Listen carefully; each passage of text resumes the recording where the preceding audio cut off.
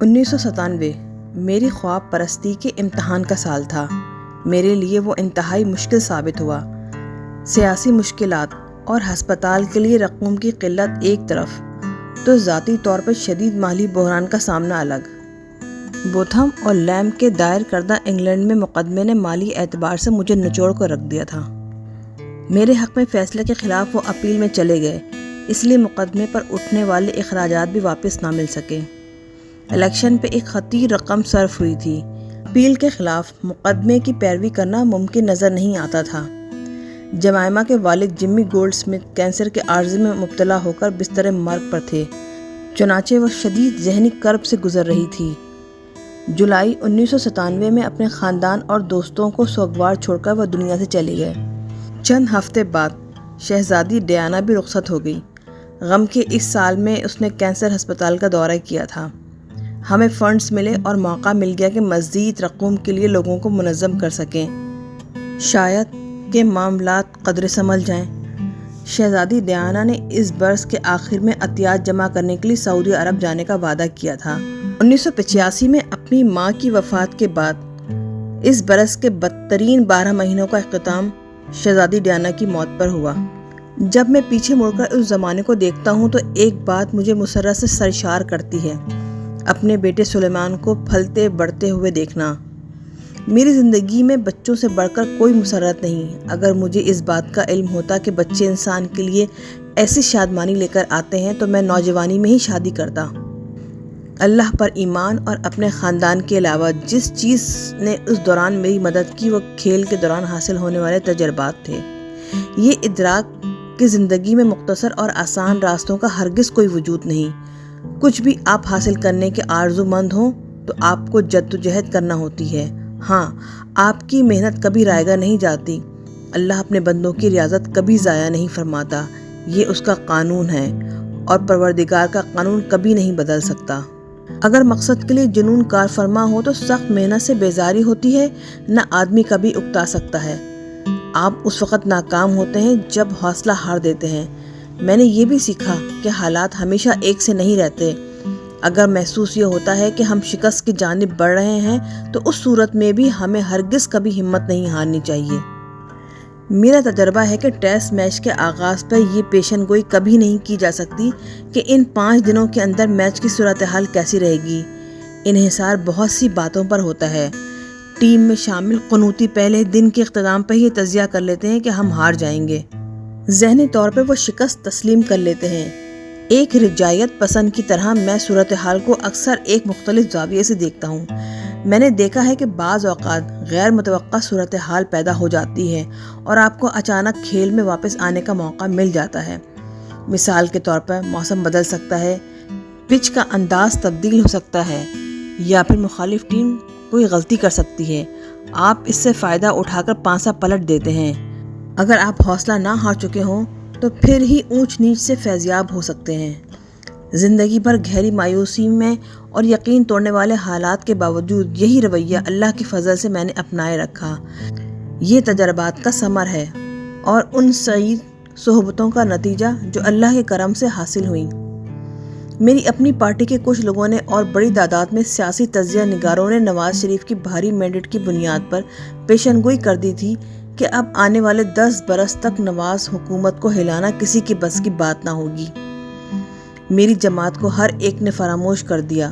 نواز شریف 2/3 اکثریت کے بعد زوم میں اس قدر مبتلا تھے کہ اگلے 20 سال تک حکومت کرنے کی منصوبہ بندی فرما رہے تھے۔ ان کے لیے ایک مفکر نے تو ویژن 2010 کے نام سے ایک خیرہ کن منصوبہ بھی قوم کے سامنے پیش کر دیا۔ بالکل مختلف زاویہ نظر سے میں سوچ رہا تھا اور اللہ کے کرم سے میرے نقطۂ نظر کو درست ثابت ہونا تھا۔ دائمی رجائیت کے زیر اثر میں مختلف معاملات سے نمٹنے میں جٹ گیا۔ سب سے پہلے میں ہسپتال کی طرف متوجہ ہوا۔ لیڈی ڈیانا کے دورے کے بعد ہم نے ایک مہم کا آغاز کیا جس کے تحت ایک کے بعد ایک رائے عامہ ہموار کرنے والی شخصیات، صحافیوں، کالم نگاروں اور اخبارات کے ایڈیٹروں کو ہسپتال کا دورہ کرنے کی دعوت دی جانے لگی۔ 1998 کے آغاز تک ہسپتال کی مالی حالت سدھر گئی۔ 1999 تک ہسپتال کے عطیات الیکشن سے پہلے والی حالت میں جا پہنچے۔ اسی دوران میری اپنی مالی حالت بھی سنبھلنے لگی۔ میں نے کرکٹ کے حوالے سے لکھنے اور مبصر کے طور پہ خدمات انجام دینے کا سلسلہ شروع کیا۔ نہ صرف میری ذاتی اخراجات بلکہ پارٹی کے مصارف کا بندوبست بھی ہونے لگا۔ 1999 میں بوتم اور لیمب نے اپنی اپیل واپس لے لی، چنانچہ اضافی رقوم کی مجھے ضرورت ہی نہ رہی۔ معاملات کو مزید بہتر انداز میں منظم کر کے مجھے اپنے خاندان کی خوشیوں میں شریک ہونے کا زیادہ وقت ملنے لگا۔ میں سمجھتا ہوں کہ سیاست میں آ کر میں نے جو سب سے بڑی قربانی دی وہ یہی تھی۔ جو وقت میں اپنے خاندان کے ساتھ گزارنا چاہتا وہ سیاست کی نظر ہو جاتا۔ اپریل 1999 میں اللہ تعالیٰ نے ہمیں دوسرے بیٹے قاسم سے نوازا۔ سیاسی میدان میں درپیش مشکلات کم نہ ہوئیں۔ میں نے 1 سال کے اندر پارٹی کے قرضے اتار دیے، مگر عطیات میں اضافہ ناممکن ہو گیا۔ پارٹی عہدیداران کے پاس مالی وسائل نہ تھے کہ وہ کل وقتی سیاسی کارکن کے طور پہ کام کرتے، پھر ہاری ہوئی جماعت کی کون مدد کرتا؟ ملک کی معاشی حالت بگڑ چکی تھی۔ ہمارے بہت سے عہدیداران اب دیوالیہ تھے، باقیوں کو اتنا ہی کمانے کے لیے دگنا کام کرنا پڑتا۔ میرا زیادہ تر وقت پارٹی کے جھگڑے نپٹانے میں صرف ہو جاتا۔ اکثر کسی مخصوص علاقے کے کارکن اپنے عہدیدار کو تسلیم کرنے سے انکار کر دیتے کہ وہ پارٹی کو مناسب وقت نہیں دے رہا۔ اگر پارٹی کا ضلعی سربراہ کام نہ کرے تو پورا ضلع عضو معطل بن کر رہ جاتا ہے۔ ہم جاگیرداروں اور پیشہ ور سیاستدانوں کے خلاف جدوجہد میں مصروف تھے۔ ان کے تو آبائی انتخابی حلقے ہوا کرتے ہیں۔ ایک مستقل تنظیمی ڈھانچہ مسلسل بروئے کار رہتا ہے۔ اتنے وسائل ان کے پاس ہوتے ہیں کہ وہ کل وقتی سیاست کر سکیں۔ جماعت کے لیے قیادت کی تلاش کا درد سر بھی درپیش تھا۔ یہ پاکستانی سیاست کا ایک عام مسئلہ ہے۔ اپنے کرکٹ کیریئر کے دوران میں ہمیشہ اس بات پہ حیران ہوا کرتا کہ آخر پاکستانی ٹیم میں اتنی زیادہ سازشیں کیوں رہتی ہیں۔ انگلینڈ میں کئی فرسٹ کلاس ٹیموں کی نمائندگی کرنے کا موقع ملا، جن میں آکسفورڈ، وارسیسٹر اور سسیکس شامل ہیں۔ میں آسٹریلیا کے شیفیلڈ شیلڈ مقابلوں میں نیو ساؤتھ ویلز کی نمائندگی بھی کرتا رہا۔ اس کے باوجود کہ بعض ٹیموں کی قیادت نااہل کپتانوں کے ہاتھ میں ہوتی تھی، میں نے کبھی بھی کھلاڑیوں کو کپتان کے خلاف سازش کرتے نہ پایا۔ ادھر پاکستانی ٹیم میں ہمیشہ دھڑے بندی ہوا کرتی۔ شکست کی صورت میں کھلاڑی کپتان کو ناکام بنانے پہ تل جاتے۔ 1982 میں جب مجھے ٹیم کا کپتان بنایا گیا تو صورتحال ایسی ہی تھی۔ پوری ٹیم نے مسلط سابق کپتان کے خلاف بغاوت کا علم بلند کیا تھا۔ 1992 میں میری ریٹائرمنٹ کے بعد بار بار کپتان تبدیل ہوئے۔ 1992 سے 2010 کے دوران پاکستان کے قریب 30 کپتان بدلے ہوں گے۔ اسی عرصے میں آسٹریلیا میں صرف 4 کپتان آئے۔ ہسپتال کے لیے عطیات جمع کرنے کی خاطر مجھے بیرونی ممالک میں قائم کمیٹیوں کے اندر کشمکش کا سامنا بھی رہا۔ بہت تحقیق کے بعد میں اس نتیجے پر پہنچا کہ قائدانہ صلاحیتوں کی فقدان کا ایک سبب ہمارا تعلیمی نظام بھی ہے۔ ہمارے سبھی کرکٹرز اور سیاسی کارکن سرکاری اسکولوں سے تعلیم یافتہ ہیں۔ انتہائی افسوسناک حقیقت یہ ہے کہ گزشتہ 40 برس کے دوران ہمارا تعلیمی نظام ڈرامائی انداز میں بدترین انحطاط کا شکار ہوا۔ ہمارے اکثر اسکولوں میں طالب علموں کو قائدانہ صلاحیت اجاگر کرنے کا کوئی نظام موجود ہی نہیں۔ ذمہ داریوں سے عہدہ برآں ہونے کا فن سکھانے والا کوئی نہیں۔ ایچسن کالج کا معاملہ یکسر مختلف ہے، جہاں پریفیکٹس، ہیڈ بوائز اور ٹیم کیپٹنز پر مشتمل پورا نظام موجود ہے۔ سب سے بڑھ کر فوجی تربیت کا انتظام، تاکہ ہم ایک ٹیم کی صورت میں کام کرنا سیکھ لیں اور ہم میں وہ اوصاف پیدا ہوں۔ ایک لیڈر کو حکم منوانے کے لیے جن کی ضرورت ہوتی ہے۔ بدقسمتی سے نجی اسکولوں کی اکثریت اور تمام کے تمام سرکاری اسکولوں میں کھیلوں کی سہولتیں موجود نہیں۔ وہاں غیر نصابی سرگرمیوں کا بندوبست بھی نہیں۔ اسکولز کے طلباء کو یہ سیکھنے کا موقع ہی نہیں ملتا کہ اختیار کے ساتھ احساس ذمہ داری بھی لازمی اور بنیادی شرط ہے۔ مزید یہ کہ کوئی اگر اختیار کا غلط استعمال کرے تو اپنے ماتحتوں کی طرف سے ملنے والی عزت سے محروم ہو جایا کرتا ہے۔ موضوع افراد کی تلاش میں بے تحاشا سفر اور اس سے جنم لینے والی بیزاری کے باوجود ملک کے طول و عرض میں گھومتے پھرتے رہنے کے دوران مجھے بہت کچھ جان لینے کا موقع ملا۔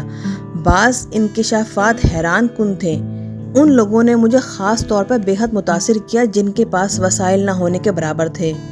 وہ محض اپنے جنون کے بل پر پاکستان کے لیے ہر خدمت انجام دینے پر تلے رہتے ہیں۔ جتنی بھی سکت ہو، جتنا بھی بس چلے۔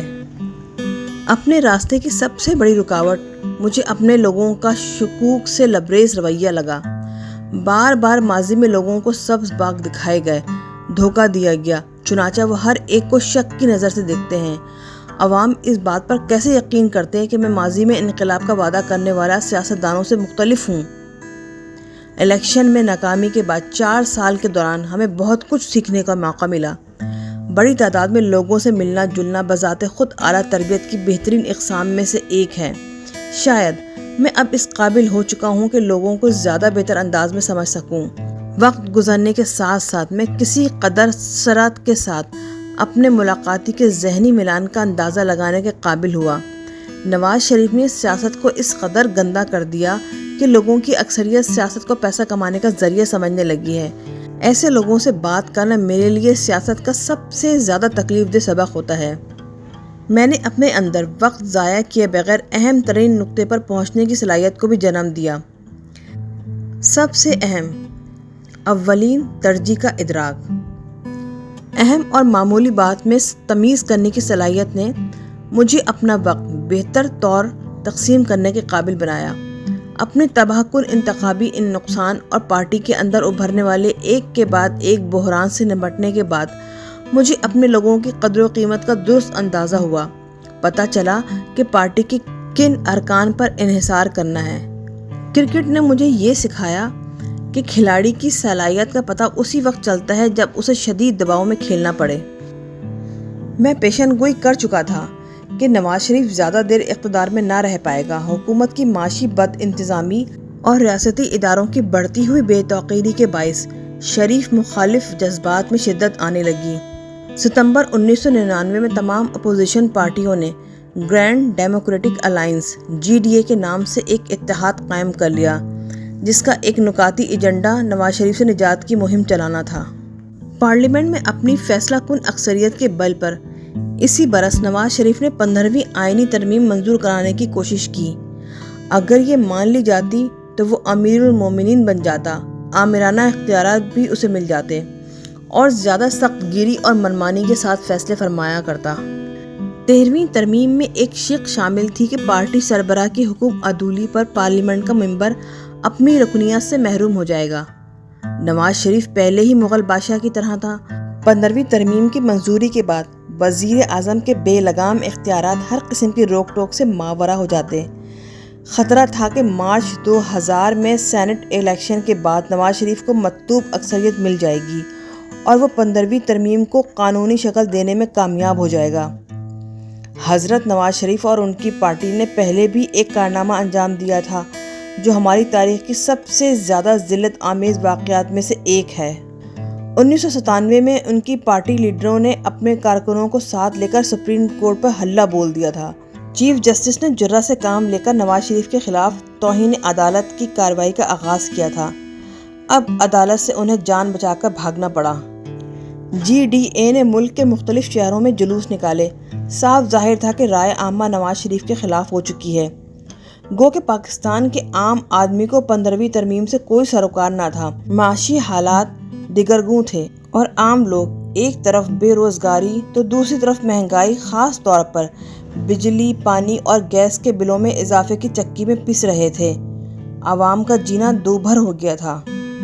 عاقبت نااندیشی کے نتیجے میں کیے جانے والے تباہ کن کارگل آپریشن کے بعد آرمی چیف جنرل مشرف کے ساتھ بڑھتے ہوئے تناؤ نے نواز شریف کو مزید کمزور کر دیا۔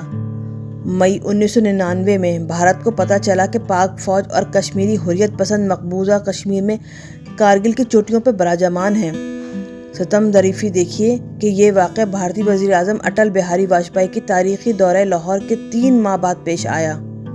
مشرقی پاکستان میں بھارتی مداخلت کے بعد جو بنگلہ دیش کے قیام پر منتج ہوئی، یعنی مشرقی پاکستان بنگلہ دیش بن گیا۔ یہ پہلی بار تھا کہ قیام امن کے لیے دونوں ملکوں کے سربراہ رسمی طور پر ایک مشترکہ اعلامیہ پہ دستخط میں کامیاب رہے تھے۔ فریقین قیام امن کے پابند تھے۔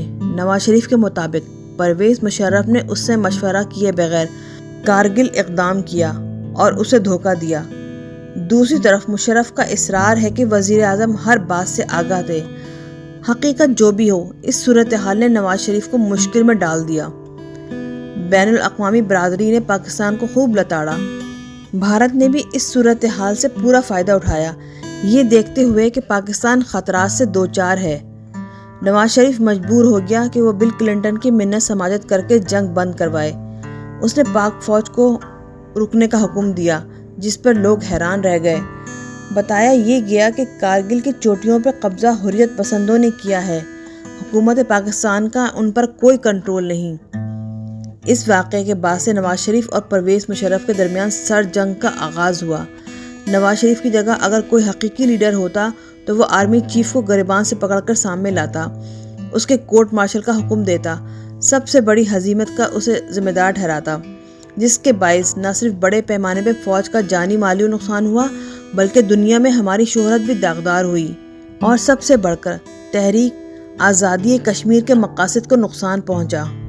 یہ سب کرنے کے بجائے نواز شریف کئی ماہ تک تو خوف کی حالت میں رہا، گو مگو کی کیفیت میں جلتا کڑتا اور کراہتا ہوا۔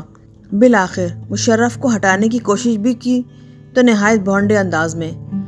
دورہ سری لنکا سے واپسی پر وزیر اعظم صاحب نے اسے برطرف کیا۔ جناب نے وقت حاصل کرنے کے لیے مشرف کی تیاری کو کسی اور سمت موڑنے کی کوشش کی۔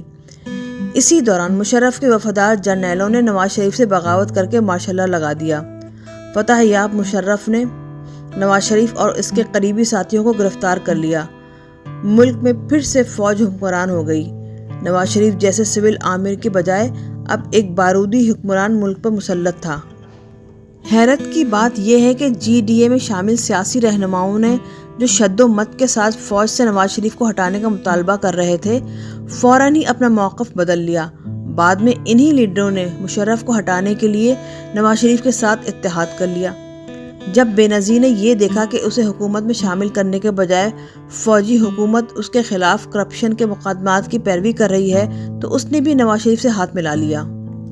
مجھے قطعاً اندازہ نہ تھا کہ یہ مفاد پرست سیاستدان پاکستانی عوام کی اس قدر توہین کریں گے۔ محض چند ماہ پہلے یہی رہنما عوام کو بتانے میں مصروف تھے کہ نواز شریف جمہوریت کے لیے سب سے بڑا خطرہ ہے۔ اب انہوں نے اپنی جمہوریت کی خاطر اسی نواز شریف سے پیمان کیا۔ بے نظیر اور نواز شریف 11 برسوں سے ایک دوسرے کی کرپشن کو بے نقاب کرتے آئے تھے۔ نواز حکومت نے پاکستانی ٹیکس دہندگان کا مال خرچ کر کے اپنی سی پوری کوشش کی کہ بے نظیر کو سزا ملے۔ زرداری کو انہوں نے جیل میں رکھا۔ اب انہوں نے دیکھ لیا کہ مشرف ان دونوں کے خلاف ہے تو وہ ایک دوسرے کے ساتھ جڑ گئے۔ 1988 سے لے کر 1999 تک کی پاکستانی سیاست کا یہی خلاصہ تھا کہ گیلپ سروے کے مطابق ملک کے 70% لوگوں نے بلا شبہ مشرف کے ماشاء اللہ کی حمایت کی۔ نواز شریف پہ مقدمہ چلا، دہشت گردی اور اغوا کے الزامات پر ان صاحب کو سزا سنا دی گئی۔ نواز شریف نے عمر قید کی سزا پر مشرف سے سودے بازی کی اور خاندان سمیت 2000 میں سعودی عرب جلا وطن ہو گیا۔ میں نے مشرف کے اقتدار پر قبضہ کرنے کے عمل کا خیر مقدم کیا۔ محسوس یہ ہوتا تھا کہ نواز شریف اور بے نظیر اب باری باری اقتدار کے مزے نہیں لوٹ سکیں گے۔ پاکستانی عوام پر اب نجات کا کوئی دروازہ ضرور کھلے گا۔ شادی کے دن سے ہی جمائمہ پاکستان کا طرز زندگی اپنانے کی ہر ممکن کوشش کر رہی تھی۔ نہ صرف یہ کہ اس نے اسلام قبول کیا بلکہ اردو بھی سیکھ لی۔ اس نے میری انتخابی مہم میں کئی تقریریں اردو میں کی تھیں۔ ہسپتال کے لیے چندہ اکٹھا کرنے میں بھی اس نے میری مدد کی۔ جن پروگراموں میں وہ شریک ہوتی وہ زیادہ کامیاب ثابت ہوتے۔ اس نے ملبوسات کا کاروبار بھی شروع کیا۔ پاکستانی کڑھائی اور کشیدہ کاری والے ملبوسات وہ مغربی ممالک کو بھیجتی۔ اس سے حاصل ہونے والی تمام رقم ہسپتال کو ملتی۔ اس کاروبار کی وجہ سے سینکڑوں خواتین کو روزگار میسر آیا۔ جب اس نے جلوزئی کیمپ میں غیر انسانی حالات میں پناہ گزین افغان مہاجرین کی مدد کا فیصلہ کیا تو میرا سر فخر سے بلند ہو گیا۔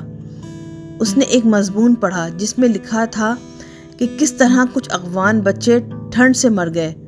وہ ایک ماں تھی، چنانچہ مضمون نے اس کے دل پہ ایسا اثر کیا کہ اس نے ایک خیراتی مہم شروع کر کے کروڑوں روپے جمع کیے۔ اس کیمپ میں خیموں اور طبی سہولتوں کا انتظام اسی روپے سے ہوا۔ 2 مختلف ثقافتوں سے تعلق رکھنے کے باوجود ہم اپنی شادی کو کامیاب بنانے کی جدوجہد میں مصروف تھے۔ دوسری طرف کچھ قوتیں اس ازدواجی زندگی کو تباہ کرنے پر تلی تھیں۔ ہم پر یہ بات آشکار ہوئی کہ پاکستان کا سیاسی مافیا کس قدر بدتینیت ہو سکتا ہے۔ دسمبر 1998 میں مجھے شرمندگی سے دوچار کرنے کے لیے نواز شریف حکومت نے جمائمہ پہ نوادرات کی اسمگلنگ کا الزام لگایا۔ الزام یہ تھا کہ جمائمہ نے جو ٹائلیں اپنی ماں کو تحفے میں بھیجی تھیں وہ قدیم نوادرات میں شمار ہوتی ہیں۔ حقیقت یہ تھی کہ ٹائلیں ایک عام دکان سے خریدی گئی تھیں۔ تاریخی نوادرات کی برآمد کے حوالے سے ہمارے قوانین بہت ہی سخت ہیں اور ظاہر ہے کہ ہونے بھی چاہیے۔ اصل بات تو یہ ہے کہ اول ان پر عمل کیا جائے، دوسرا یہ کہ ان کا غلط استعمال ہرگز نہیں ہونا چاہیے۔ مقدمہ درج ہوا تو جمائمہ نے ٹائلوں کا لندن کے 3 عجائب گھروں سے تجزیہ کروایا۔ انہیں عمر کا تعین کرنے والی جانچ تھرملومینیسن سے گزارا گیا۔ تمام نے اس بات کی تصدیق کی کہ ٹائلیں پرانی نہیں، چاہ جائے کا نوادرات۔ حکومت جمائمہ کو ملوث کرنے پر تلی تھی۔ کسی چیز کو قدیم تاریخی حیثیت کا حامل قرار دینے کے لیے محکمہ آثار قدیمہ، کسٹمز حکام اور ملزم پر مشتمل ایک 9 رکنی کمیٹی کی تشکیل ضروری ہوتی ہے۔ اس کے بجائے محکمہ آثار قدیمہ کے صرف ایک ملازم نے انہیں نوادرات قرار دینے کا فتویٰ صادر کیا۔ عدالت کو یہ مقدمہ اٹھا کر پھینک دینا چاہیے تھا، لیکن متعلقہ جج کیس مسلسل ملتوی کر کے حکومت کو مزید وقت دیتا رہا۔ اسمگلنگ پاکستان میں ناقابل ضمانت جرم ہے جس میں 7 برس تک قید ہو سکتی ہے، لہٰذا میں نے فیصلہ کیا کہ جب تک مقدمہ ختم نہیں ہو جاتا جمائمہ انگلینڈ میں ہی قیام کرے۔ یوں ہماری خاندانی زندگی میں ایک نئی بدمزگی نے جنم لیا۔ ہم دونوں میں سے کوئی بھی حکومت کے اشاروں پر چلنے والی عدلیہ پر اعتبار کا خطرہ مول نہیں لے سکتا تھا، خاص طور پر جب ایک 2 سالہ اور ایک شیر خوار بچہ ہماری ذمہ داری تھے۔ مارشل لاء کی آمد کے ساتھ ہی جمائمہ کے خلاف مقدمہ ہوا ہو گیا، تاہم 11 ماہ تک اسے ملک سے باہر رہنا پڑا۔ اس بڑی مصیبت سے جان چھوٹنے کے باوجود سیاست ہماری خاندانی زندگی میں مزید انتشار پیدا کرنے والی تھی۔ اگر 1997 کے انتخابات ہماری شادی پر شاک گزرے تو 2002 کے الیکشن اس سے بھی زیادہ بھاری ثابت ہوئے۔ 1957 میں کم از کم اتنا تو تھا کہ الیکشن میں جمائمہ شریک حال تھی، جبکہ اس بار وہ دور تھی۔ میری قوت میں اضافے کے بجائے سیاسی مخالفین نے اسے میری کمزوری میں تبدیل کر دیا۔ اس قابل تو وہ تھے نہیں کہ مجھ پہ بددیانتی کا الزام دھر سکتے، لہٰذا انہوں نے جمائمہ کے ذریعے مجھے نشانہ بنایا۔ جمائمہ کے لیے الگ تھلگ رہنا آسان نہ تھا کیونکہ وہ بنیادی طور پہ سیاسی رجحان رکھنے والی خاتون ہے۔ ہماری شادی کے لیے یہ غیر معمولی دھچکا ثابت ہوا۔ 2 ثقافتوں کے درمیان شادی کا بندھن تبھی قائم رہ سکتا ہے جب آپ کے مقاصد اور امنگیں ایک ہوں۔ جمائمہ کو منظر سے مگر دور رہنا تھا۔ اس سب کے باوجود بھی انہوں نے اسے بخشا نہیں۔ اخبارات میں اس کے بارے میں من گھڑت کہانیاں متواتر چھپتی رہیں۔ جمائمہ نے کہیں یہ کہا تھا کہ اس نے ادب بعد از نوآبادیاتی نظام، پوسٹ کالونیل لٹریچر کے موضوع پر اپنی یونیورسٹی کے مقابلے کی تیاری کے دوران سلمان رشدی کی ایک کتاب پڑھی تھی۔ اس پر اخبارات میں یہ بیہودہ من گھڑت داستان چھپائی گئی کہ جمائمہ سلمان رشدی کو اپنا رہنما سمجھتی ہے۔ اس کی پاکستانی شہریت منسوخ کرنے کے لیے مظاہروں کا اہتمام ہوا۔ ایسا سلوک مضبوط سے مضبوط اعصاب کے مالک کسی شخص کو بھی اذیت میں مبتلا کر سکتا ہے، پھر جمائمہ جیسی خاتون کے لیے جو فطری اعتبار سے حساس اور شرمیلی ہے، یہ سب کس قدر تکلیف دہ رہا ہوگا۔ انتخابی مہم کے لیے میں مسلسل 5 ماہ گھر سے دور رہا۔ یوں ہمارے مسائل گھمبیر ہوتے چلے گئے۔ میں تنہا انتخابی مہم چلا رہا تھا۔ میرے بہترین امیدوار مقابلے کے میدان سے نکال دیے گئے تھے۔ میں اس دوران بہت کم بیوی بچوں سے مل پایا۔ آخر ہماری پارٹی کو صرف ایک نشست ملی، میاں والی سے۔ ایسے حالات میں جب آزادیاں سلب ہوں، ساری حکومتی مشینری نہ صرف میرے مخالفین کی مدد بلکہ انہیں متحد اور طاقتور بنا کر بروئے کار لانے پہ مامور ہو، ایک سیٹ حاصل کرنا بھی بہت بڑی کامیابی تھی۔ بہرحال ذاتی طور پہ مجھے اس کی بہت بھاری قیمت چکانا پڑی۔ جب میں گھر لوٹا تو جمائمہ مکمل طور پہ مایوسی میں ڈوب چکی تھی۔ پہلی بار مجھے احساس ہوا کہ اس نے حوصلہ ہار دیا ہے۔ احساس جرم نے مجھے کچوکے لگانے شروع کر دیے۔ جمائمہ کو دکھی کرنے کا ذمہ دار میں خود ہوں۔ اس نے جان توڑ کوشش کی تھی، لیکن میری سیاسی مصروفیات اور اس کے خلاف جاری مہم کو جھیلنا بہت مشکل تھا۔ میں احساس جرم میں مبتلا تھا۔ عمر میں بڑا ہونے کے ناطے شادی کو کامیابی سے چلانے کی ذمہ داری مجھ پر تھی۔ شادی کے فوراً بعد جب ہم نے سیاسی پارٹی بنانے کا فیصلہ کیا تو وہ کم عمر تھی۔ وہ اس بات کا کس طرح اندازہ لگا سکتی تھی کہ ایک اجنبی دیس میں اس کی زندگی کیسے دشوار گزرے گی، مگر مجھے تو پیش آنے والے حالات کے بارے میں غور فکر کرنا چاہیے تھا۔ زندگی میں پہلی مرتبہ میں نے سوچا کہ شاید میں نے غیر ذمہ داری کا مظاہرہ کیا ہے۔ میں تو گزرے ماہوں سال میں جدوجہد کی بھٹی سے ہو کر نکلا ہوں، سب سرد و گرم جھیل سکتا ہوں، مگر اس کا مطلب یہ تو نہیں کہ اپنی بیوی کو پاکستانی سیاست کے ہنگامہ خیز اکھاڑے میں دھکیل دوں۔ خود کو ایک بالکل اجنبی ثقافت میں ڈھالنا بجائے خود ایک بڑا چیلنج تھا۔ لوگوں پر خاندان، خاص طور پر بیویوں کے حوالے سے حملے پاکستانی ثقافت میں ناپسندیدہ ہیں۔ ایسی باتیں کم ہی سننے کو ملتی ہیں۔ میں نے اپنی زندگی میں ایسا کبھی نہیں دیکھا تھا کہ لوگ اس قدر گھٹیا پن پہ اتر آئیں، ایک غیر ملکی خاتون کو محض اس لیے نشانے پر رکھ لیں کہ اس کا شوہر ایک سیاست دان ہے۔ جمائمہ نے مجھ سے کہا کہ اب وہ انگلینڈ جا کر London school of oriental and African studies میں 1 سال تعلیم حاصل کرنے کی آرزو مند ہے۔ اس نے کہا کہ بچوں کو بھی وہ ساتھ لے جانا چاہتی ہے۔ یہ خبر میرے اعصاب پر بجلی بن کر گری۔ میں نے اس تجویز کی مخالفت نہ کرنے کا ارادہ کیا۔ ہمیشہ کی طرح مجھے اس بات پر اب بھی یقین تھا کہ شاید حالات بہتری کی جانب لوٹ آئیں۔ امید تھی کہ اگر ملک کے سیاسی حالات بہتر ہو جائیں تو میں اسے منا کر واپس لے آؤں گا۔ شاید وہ خود اس بات کو سمجھ جائے کہ ہم دونوں نے پاکستان میں جس زندگی کا آغاز کیا تھا وہ جاری رکھنے کے قابل ہے۔ میرے دل نے مگر مجھ سے یہ کہا کہ اب بھی اختتام کا آغاز ہے۔ اصل بات تو یہ ہے کہ 2 ایسے لوگ جو ثقافتی اعتبار سے 2 مختلف برِ اعظموں میں بستے ہوں، ان کی شادی آسانی سے کامیاب نہیں ہو سکتی۔ میں نے 1 سال کے دوران محسوس کر لیا تھا کہ لندن میں اپنے خاندان اور دوستوں کے ساتھ ایک مرتبہ پھر وہ خوش و خرم زندگی میں مگن ہے۔ طلاق کے مختلف مراحل والے 6 مہینے ملا کر میری زندگی کا سب سے زیادہ کربناک سال بالآخر مکمل ہوا۔ بچوں کی تکلیف کا احساس میری اذیت میں اور اضافہ کر دیتا۔ طلاق کی صورت میں سب سے زیادہ امتحان بچوں کو درپیش ہونا تھا۔ بڑا ہونے کی بنا پر سلیمان اس صورتحال کو زیادہ شدت سے محسوس کرتا۔ اسے دیکھ کر میری اذیت کئی گنا بڑھ جاتی۔ مجھے بچے بے انتہا یاد آتے۔ دنیا کی کوئی چیز اس خلا کو پر نہیں کر سکتی تھی۔ میں نے اپنی پوری زندگی میں باپ ہونے سے بڑی کوئی خوشی نہیں دیکھی تھی۔ یہ ایسا تجربہ ہے جس سے اکثر والدین اپنی مصروفیت کے باعث محروم رہ جاتے ہیں۔ میری زندگی میرے خاندان اور میرے کام تک محدود تھی۔ اس دوران میں شاید ہی کبھی دوستوں سے ملنے، ملانے یا کھانے کی دعوتوں پر گیا ہوں۔ اب وہ میرے پاس نہیں تھے، میں اکیلا تھا۔ زندگی میں پہلی مرتبہ مجھے محسوس ہوا کہ زندہ رہنے کی خواہش کیسے اور کیوں کر دم توڑ دیا کرتی ہے۔ جب آپ عادی ہوں کہ اکثر صبحوں کو کوئی اپنا آپ کو بیدار کرے تو مسرت سے آپ کا وجود سرشار ہو جاتا ہے۔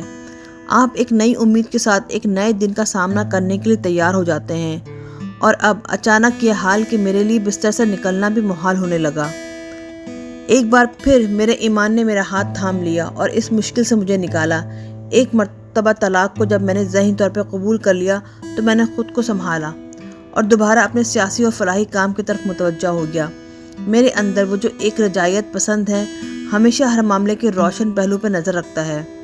میں یہ سمجھتا ہوں کہ طلاق کے معاملے میں باقی لوگوں سے کہیں زیادہ خوش قسمت ہوں۔ ہمارے درمیان کوئی تلخی، کوئی مخاصمت نہ ہوئی، مالی تنازعات قطعاً نہ اٹھے جن کے لیے وکیلوں کی ضرورت پڑتی ہے۔ جمائمہ بچوں کے ساتھ وقت گزارنے کا موقع فراہم کرنے میں فراغ دلی کا مظاہرہ کرتی ہے۔ وہ اپنی چھٹیاں پاکستان میں گزارتے ہیں۔ جب وہ یہاں ہوتے ہیں تو میں خود کو ان کے لیے وقف کر دیتا ہوں۔ جب میں انگلینڈ جاتا ہوں تو اپنی سابق خوش دامن لیڈی اینابل کے گھر پہ قیام کرتا ہوں۔ آج بھی میرے ساتھ وہ گھر کے فرد جیسا برتاؤ کرتی ہیں۔ ان کے بیٹے بین اور زیک بھائیوں کی طرح مجھ سے پیش آتے ہیں۔ اب میں اپنی تمام تر توجہ اپنے کام پر مرکوز کر سکتا ہوں۔ جمائمہ کو دکھی دیکھنے کا جو بوجھ مجھ پر تھا وہ ہٹ گیا۔ میرے نزدیک اگر کسی اپنے کو خود سے دور رکھنا برا ہے تو اس کو دکھی دیکھنا اس سے بھی بدتر ہے۔ قرآن پاک میں ارشاد ہوتا ہے کہ ہر مشکل کے بعد آسانی ہے۔ قرآن کی ان آیات سے میں اپنی ہمت بندھاتا کہ جب اللہ ہماری کوئی دعا قبول نہیں کرتا تو فقط وہی جانتا ہے کہ ہمارے حق میں بہتر کیا ہے۔ جب میں پیچھے مڑ کے دیکھتا ہوں تو یہ کہنا مشکل ہے کہ یہ سب کچھ دوبارہ دہرائے جانے پر کیا میں مختلف انداز میں عمل کر سکتا۔ کون جانے زندگی اسرار سے بھری ہے، ہم ہر چیز کا ادراک نہیں کر سکتے۔ جب میں شادی شدہ نہ تھا تو میرے دوست مجھے رشک سے دیکھا کرتے۔ میری زندگی میں سب سے بڑی خوشی اور سب سے زیادہ اطمینان شادی کے بعد آیا۔ میں ہمیشہ سے خطرات مول لیتا آیا ہوں، اس لیے کامیابیوں کے ساتھ ناکامی کے لیے بھی ذہنی طور پہ پوری طرح تیار رہتا ہوں۔ میں ماضی میں جھانک کر دیکھتا ہوں اور سوچتا ہوں کہ ان حالات میں کیا ممکن تھا۔ محسوس کرتا ہوں کہ مجھے کسی بھی قیمت پر اپنی شادی کو بچا لینا چاہیے تھا۔ اب مگر کوئی پچھتاوا نہیں۔ اگر کوئی بات مجھے جمائمہ سے شادی کرنے سے روک سکتی تو وہ یہی تھی کہ وہ کم سن اور ناتجربہ کار ہے۔ اتنی بڑی آزمائش میں اسے نہیں ڈالنا چاہیے۔ یہ بات مجھے بہت تکلیف دیتی ہے کہ اسے تمام ناگوار احساسات سے گزرنا پڑا جو طلاق سے جنم لیتے ہیں۔ بہرحال ان سب دکھوں کے بدلے میں وہ 2 خوبصورت بیٹوں کی ماں اور پاکستان کی صورت میں دوسرے وطن کی مالک ہے جہاں اسے پسند کیا جاتا ہے، اس لیے پاکستان کے ساتھ اس کی وابستگی قائم ہے۔ سیلاب ہو یا زلزلہ، ملک پر جب بھی کوئی آزمائش آئی وہ سب سے پہلے مدد کے لیے موجود ہوتی ہے۔ پوچھنے والے سوال کرتے ہیں کہ اپنی شادی بچانے کے لیے میں لندن منتقل کیوں نہیں ہو گیا۔ میں یہ سوچ بھی نہیں سکتا کہ برطانیہ میں بس جاؤں، کرکٹ اور صحافت کی زندگی بسر کروں۔ میرے لیے یہ ایک بے مقصد حیات ہوتی۔ میں یہ تصور بھی نہیں کر سکتا کہ زندگی کسی مقصد اور جنون کے بغیر بسر کی جا سکتی ہے۔ ایک وقت تھا جب مقصد کرکٹ تھا، پھر شوکت خانم ہسپتال اور نمل یونیورسٹی، جو اگر پروردگار کو منظور ہوا تو ایک دن ایک عظیم الشان شہر علم کی بنیاد بن جائے گی۔ اب سیاسی جدوجہد میری زندگی کے محور اور مرکز ہے۔ جمائمہ کو یہ بات معلوم تھی۔ اس نے ہمہ وقت گھر کے ساتھ چمٹے رہنے والے کسی شخص سے شادی نہ کی تھی۔ میری شخصیت کا تحرک بھی ان اوصاف میں شامل تھا جس نے اس شادی پر اسے آمادہ کیا۔ میرا خیال ہے کہ اگر اس تحرک کو میں کھو دیتا تو خود اس کی نظروں سے بھی گر جاتا۔ حالات کتنے ہی خراب اور منزل کی راہ میں کتنی ہی دشواریاں حائل ہوں، فیصلے کرنا ہی پڑتے ہیں، پھر کیوں نہ حوصلہ مندی اور مثبت انداز فکر کے ساتھ کیے جائیں۔ یہی سچی زندگی ہے اور اسی میں آدمی کی ابدی مسرت کا راز پوشیدہ ہے۔